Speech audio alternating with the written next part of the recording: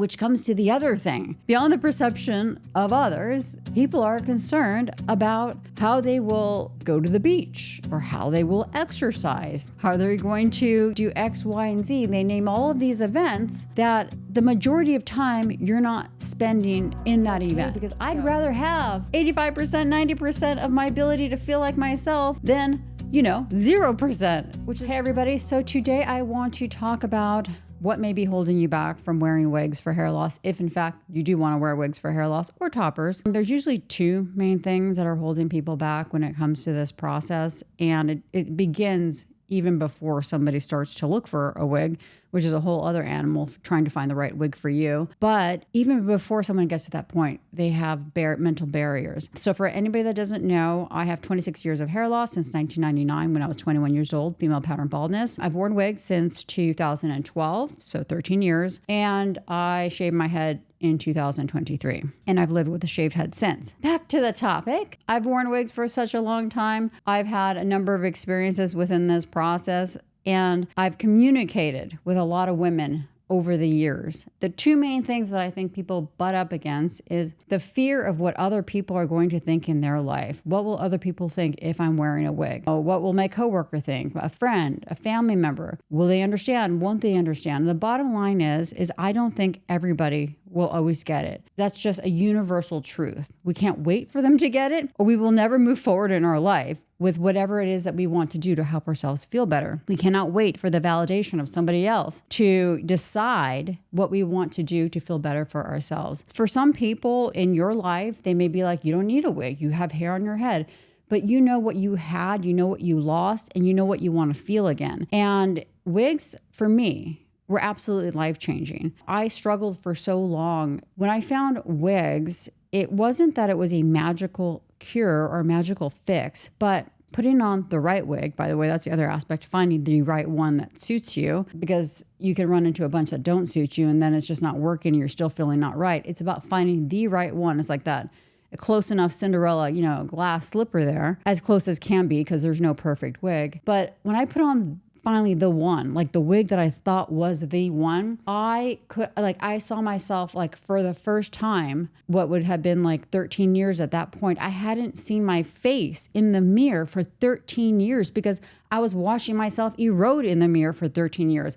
As my hair thinned around my face, I no longer recognized myself. It was just such a almost indescribable feeling to get to see yourself again. It's like, hey, how are you? Haven't seen you in 13 years. Nice to finally reacquaint ourselves here. And it wasn't perfect. There's still a wig on my head. I still had to figure out how to make this work. There was no guidance there at the time. It was like trial by fire, but it doesn't matter. I just knew that whatever it was going to take, I didn't think about what I'm going to do at the beach. What am I going to do exercising? Though I'll get to that later. I was just like, I'm making this work. However, which way I'm going to do it, this is going to work, because I just felt like me again. That doesn't mean that I don't feel a wig on my head. That doesn't mean any of that, because there's still a wig on your head. Sometimes I also think there's this disconnect when people see a wig on a person's head online and they get the wig. They can be disappointed when they realize there's a wig on their head. Like, they feel the wig. It's not exactly what they wanted it to be or they thought it would be, because there's just seen images.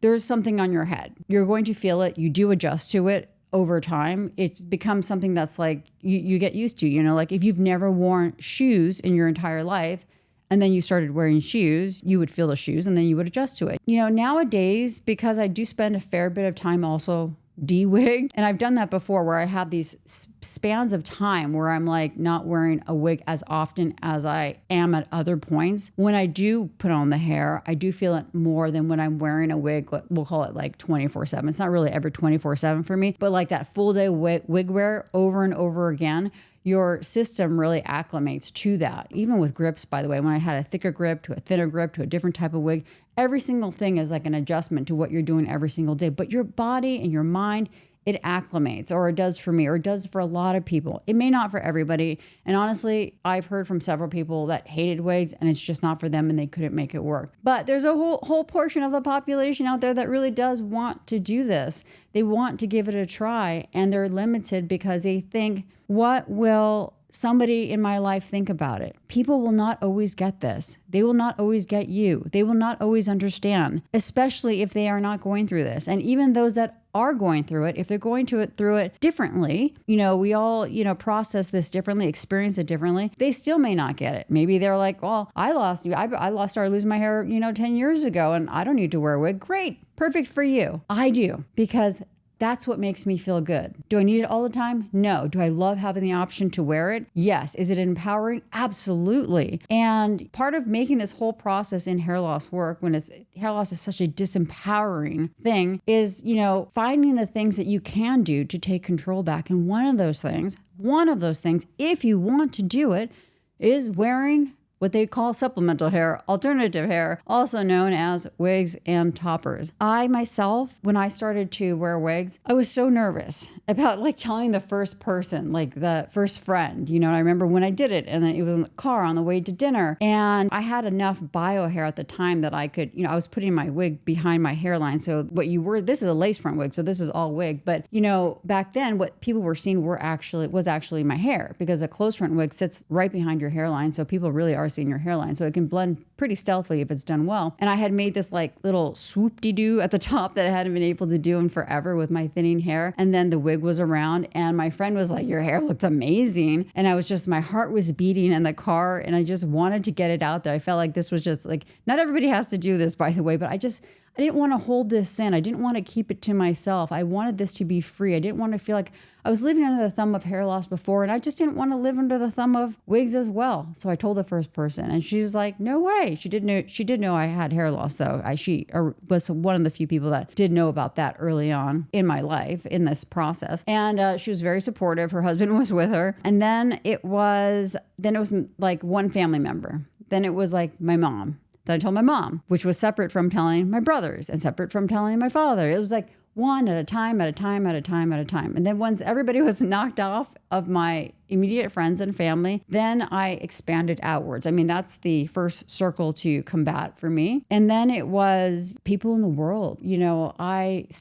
don't necessarily advise this for everybody, but for me, I don't know why I had to do this. It was some kind of weirdo. I don't even know why I did it, but I started telling random people that I met, that I was wearing a wig, in random situations. They didn't even ask me. People may think that was weird. I don't even know exactly what drove me to do it. Maybe some massive form of exposure therapy. And by the way, I was actually in therapy at the time for social anxiety, and exposure therapy is part of that. So that may have, creeped its way in there, but I just started telling people. If I got a compliment on my hair, which happened a lot in wig life, I'd say it was a wig. Any opportunity that arose, I said it was a wig. Any opportunity that didn't arise, meaning nobody asked, I said it was a wig. And I just did that over and over and over and over and over and over and over again, a million times over, to the point where what I realized in that process is that people really didn't care, at least not in my circle. I know this is very individual, and some people have told me they've actually had negative experiences in sharing about their wig life from even their spouses and friends. But as a whole, I have not had that. But if I let the perception of what other people thought rule my decision to whether or not I would wear a wig, I would never have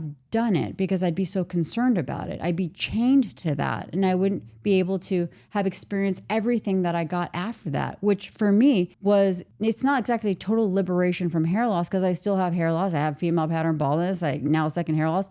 It's not like you're totally free from the dynamic. My hair is removable. I wash the wig in a sink, but it freed me in ways that I never thought imaginable. I thought for sure I would never be able to really live with hair loss. And wigs for me and a lot of other people is that thing, or that bridge, or a topper, to allowing them to get back to living the life the way that they want, which comes to the other thing. Beyond the perception of others, people are concerned about how they will go to the beach, or how they will exercise, how they're going to do X, Y, and Z. They name all of these events that the majority of time you're not spending in that event. So you're not at the beach, in the ocean, unless you're a professional surfer, probably. That's probably not your jam 24/7. Exercise is a part of our life, but you're not at the gym 10 hours a day. So maybe there's a portion of your life where if you can't get the wig to work, which I couldn't, by the way.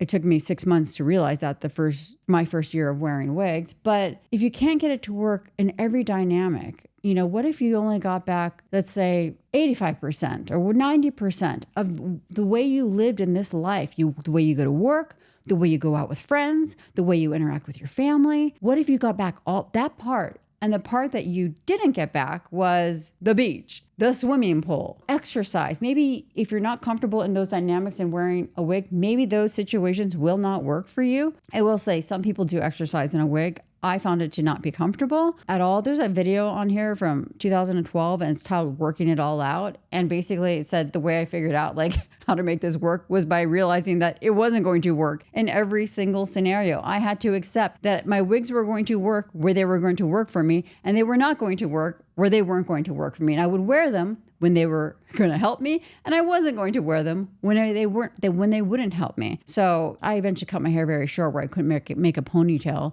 the first year of wearing wigs. But initially, I just make my, thin ponytail, or once I cut my hair really short, I was wearing a beanie, and I just found alternative ways to live that way. I lived a dual hair life with a wig, without a wig. When it worked, yes. When it didn't work, no. And let that be okay, because I'd rather have 85%, 90% of my ability to feel like myself than 0%, which is kind of how I feel like I was living when I was completely under the thumb and at the mercy of hair loss. I wear wigs at home. I wear wigs when I don't go out. Not all the time, but I have plenty of times in my life. Got up, put on my wig. I didn't leave for the day. Maybe I went to go to the store.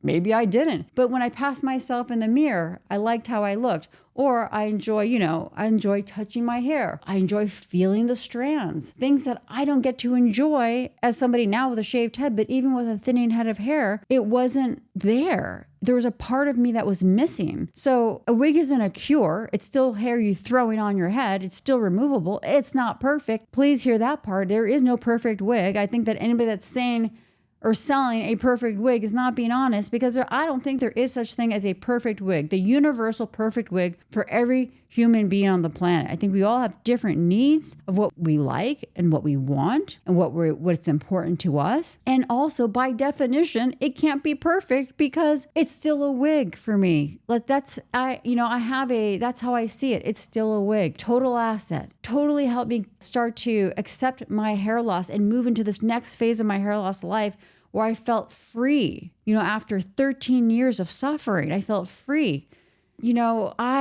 Sometimes I shudder to think what if I didn't do that? What if I didn't make that move? What if I didn't go get a wig in 2012? And by the way, I had purchased a couple before that didn't work before I found the one that made me feel like me. Sometimes somebody's thinking the wig isn't working, and maybe because that wig isn't the right one for them. And again, there's not going to be any universal perfect wig. It's just not a thing. So I just have to say that, because a lot of people want to know what the perfect wig is. I don't think there is a perfect wig. I don't think there is a perfect brand. I never have. I just know what works for me, and people find what works for them. And that's all we're trying to do, is just live our best lives. So 2 things to remember. We cannot live our lives for other people. We cannot be waiting for the world to validate us and say, I see you. Yes, I know why you want to get a wig. Yes, I support this. This is awesome. I mean, I probably would be in a wig today if I thought that I was going to wait for that. And also, how you present yourself when you're in your hair, whether it's a wig or a topper, how you show up in this world is also going to be how people respond to you. That's just a fact. I also think that a lot of the positive response I've received over 10 years of telling people I wear wigs and whipping them off in public is because I don't, actually, funny story, it was last year I went to Steak 48 and I was making a little reel on Instagram. I'm not on Instagram anymore, but I was making a reel for Instagram at the time. And I was filming myself, and I was taking my hair off and putting it back on. And I turned to the right, and there is a woman there with total alopecia, and she's smiling at me, and I'm waving at her.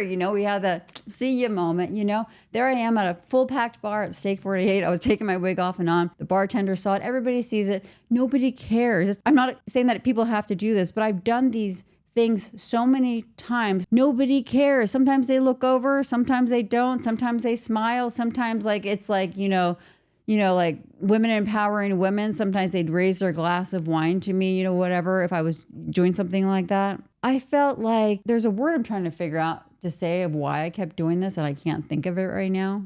It'll probably come to me later. But, I do think part of what drove it early, it doesn't anymore because I don't get that feeling from it anymore. But initially early, I started deriving I started getting this, empowering feeling of like just doing it and whatever shock value that had to the individual. I started getting something from that a little bit, I think, and that helped encourage me to do it. But it was never negative shock value. That's the thing. In all of my time of being the oversharer and ripping my wigs off in public and telling everybody, I walk out the door of my building, I have hair. I walk out the door, I don't have hair. Wherever it is, the same checkers see me with hair, without hair. That was not how it was initially, though. I used to go to different grocery stores depending on if I had my wig on or if I did not. So this is an evolution of process. Like we start slow, we build ourselves up in this. You don't just have to throw yourself in there, but we won't get any forward movement if we don't begin this process. And that could be something you can do. You could start wearing your wig to a grocery store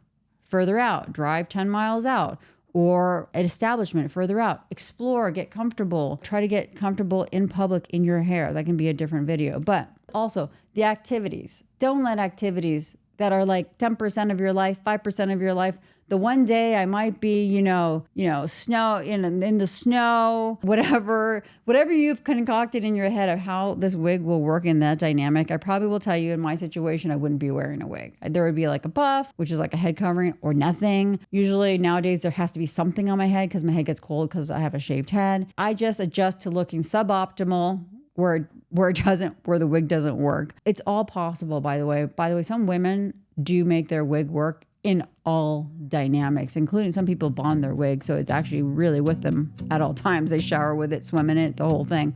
There are different ways to wear hair. There is no right, there is no wrong. There's only the way that actually works for you. So that's what I have to say on that topic. And if you found this video helpful, please do me a favor and hit the like button below. Consider subscribing to the channel. I have other topics related to wigs, women's hair loss in general, treatments, and of course, living life with a shaved head, which is something I do now, and everything in between. Thank you for watching. I appreciate you. And until next time, don't let other people's opinions of you dictate what you decide to do in your life.